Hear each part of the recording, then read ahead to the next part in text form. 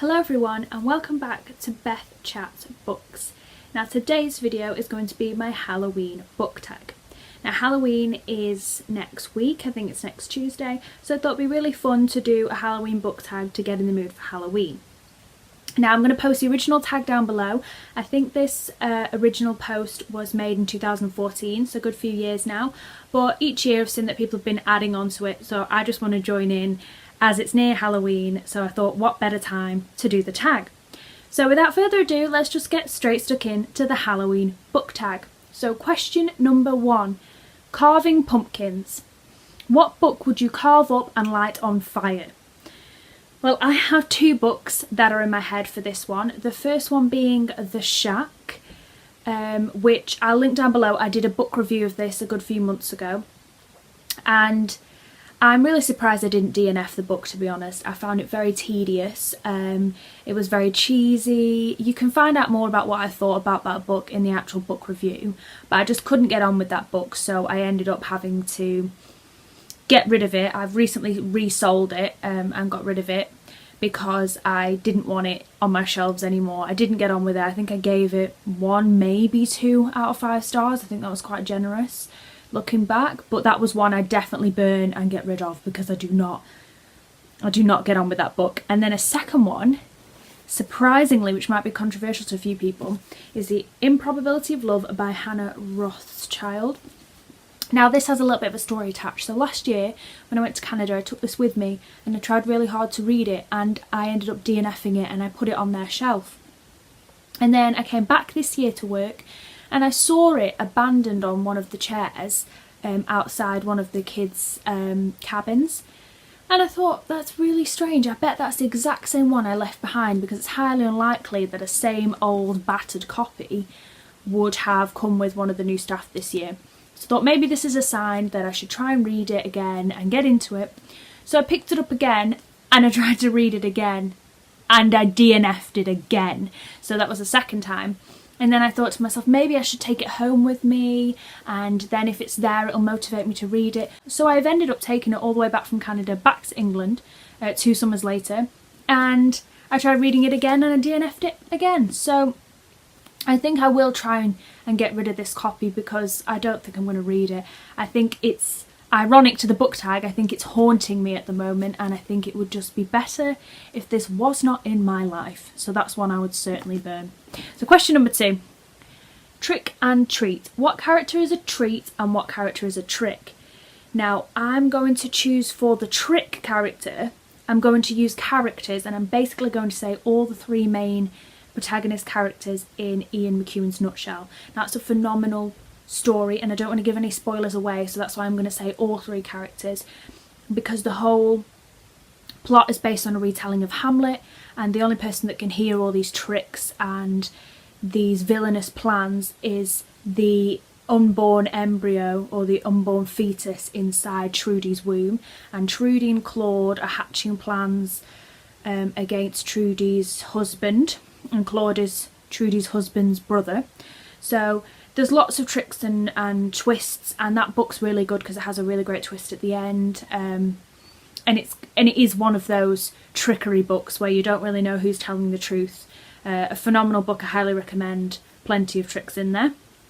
And then for the treat character, now technically this person is real, she's not a fictitious character, but she has her own book. And it's an autobiography, it's a non-fiction, but I kind of like the idea of this being a complete treat character for me. And that is Milana from I Am Milana. And I just think it's an absolute treat of a book to read. If you're not familiar with her story and her plight, then please go and read it, because I think you should be. For a lot of people, I'm not going to explain much of what happened because it's something that is kind of on our radar. When you hear her name, it makes you think of other great leaders and people who fought for justice and for education, like Gandhi and Martin Luther King. So she's such an admirable character, and being so young, I'm fascinated to see what else she will produce, what else she will work on. I know that she works with the UN, and the book is an absolute treat. Hearing it from her own voice is a treat. Watching videos on her is a treat. She's a treat character, and something that now she's produced the book you can go back and enjoy. So that's my treat character, definitely. And then question number 3, candy corn. What book is always sweet to you? Oh, so I put down Little Women by Louisa May Alcott, and that's because it's a guilty pleasure read. I read this when I was very young, and I might have mentioned before on this channel that my name, Beth, was chosen by my mum and has come from the book Little Women, from the character Beth that died of scarlet fever. So it's one that I feel very closely connected to.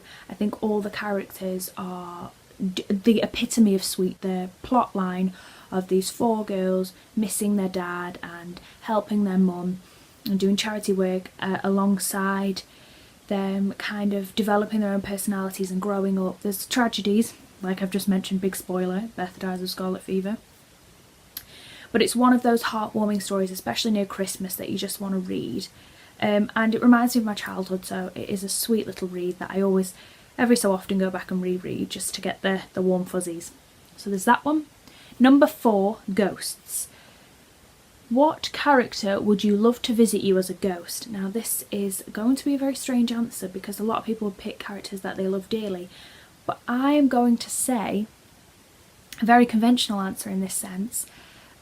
Cathy and Heathcliff would be 2 characters. Now Cathy, obviously, if you've read the book, comes back to haunt Heathcliff and to haunt, forgotten off the tip of my tongue, the main guy at the beginning who comes to visit, and he asks the nursemaid a lot of questions about why Heathcliff's so miserable, because he's staying at one of Heathcliff's properties. I've forgotten his name, it's going to really bug me, but if I remember I'll insert here.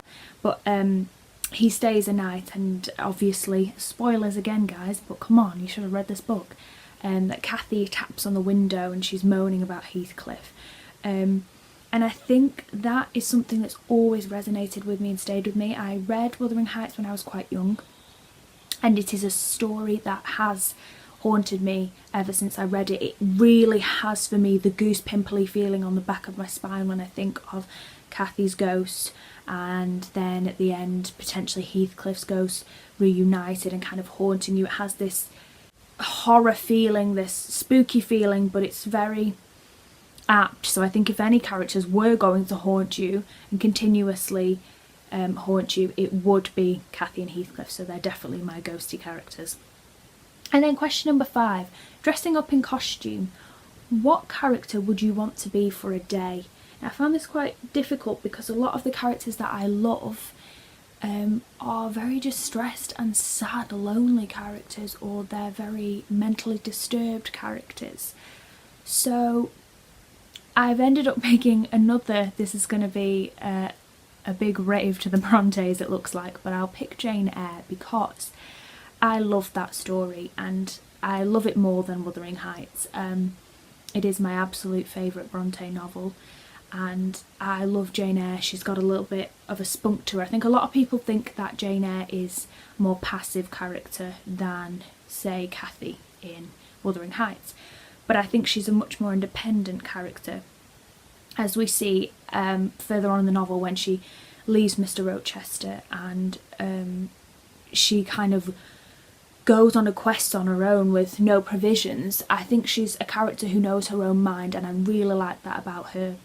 So I would be really interested to see, she's a tough nut, and it would be interesting to see her life for a day.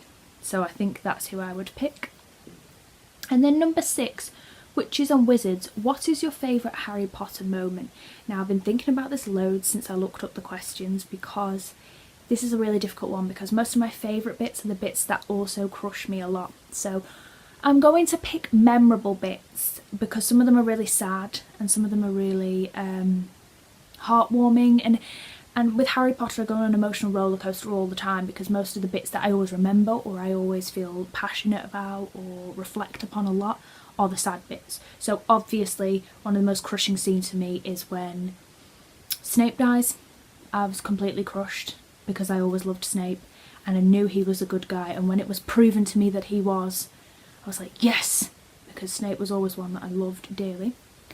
I really don't like when Tonks and Lupin die, because I actually really like them in the books.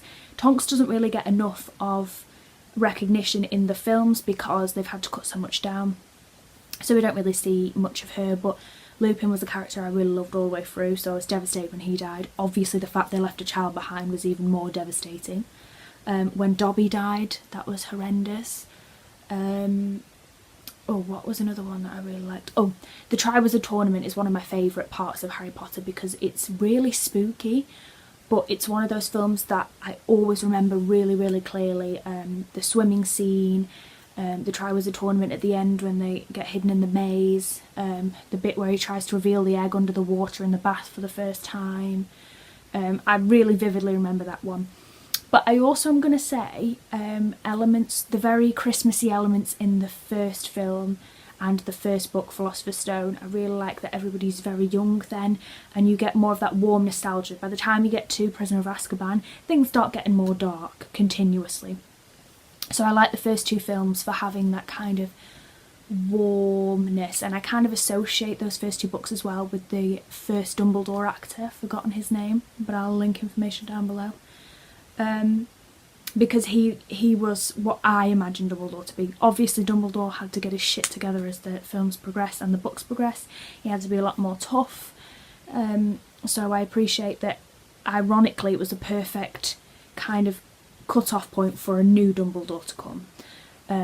But yeah, those are a kind of plethora of different things that I love and are very memorable and important to me from the Harry Potter series. So I hope I did justice to that question. And then number 7, I think this is the final one, Blood and Gore. What book was so creepy that you had to take a break from it for a while? Now, I'm going to say for my main example, I'm going to say that not necessarily creepy but gory, because it kind of links in with the question. And the book I'm going to choose is The Power by Naomi Alderman, or Alderman. I always say that wrong, but you know who I mean because she just won the Bailey's Prize for Fiction, so you know what I'm talking about. And one thing I found really disturbing about that book, it was the level of detail and grotesque detail that she would go into about women raping and murdering men in the book. And it sounds really strange, but the idea of hearing a woman or a group of women perform these very violent and grotesque acts, actually the reader makes you very uncomfortable. So I often had to kind of take a break after some scenes where they would mutilate men, where they would rape men, and it was in a lot of detail in these scenes. And it probably sounds really strange for me as a woman to say that hearing a women perform violence on men made me feel uncomfortable, when obviously men perform violence on women out there in the real world frequently. And hearing that in a book does make me very upset. It's just this was a very new perspective that hasn't been written a lot about in literature. And so it did take me a while to adjust to that level, and she gives a lot of detail of these sections. These aren't light. There is a chapter with pages full of descriptive prose on these kind of things, so that was one I had to take a break. But one book, it's a short story collection, I mentioned it before, and it is Don't Look Now, Daphne du Maurier's short story. And that one afterwards, it gives you a kind of metaphorical punch to the throat, and you do have to take a little bit of time afterwards to reflect. It was very shocking and disturbing, and it's a really interesting book. I've not read many Daphne du Maurier, but what I have heard from the general consensus from a lot of people who've read her is that she creates atmosphere beautifully, and this short story collection really highlights and showcases that, because throughout it you can feel this mounting pressure of a big reveal, but you can't fathom what it is. She kind of takes you on this journey, and almost like a director's lens, she puts you in these positions where you can't get the full picture yet until she wants to reveal it. So it's a very powerful short story, and I have mentioned it before, but it's just phenomenal, so I was going to mention it again. So that is all of the questions for the Halloween book tag. I hope you enjoyed it. Leave me a comment down below if you did. Leave me a comment down below with any of the answers to the questions. that you feel like you would have answered differently. I would love to have a conversation with you down below in the comments, so feel free to. But I'll see you again shortly for another video. Bye now.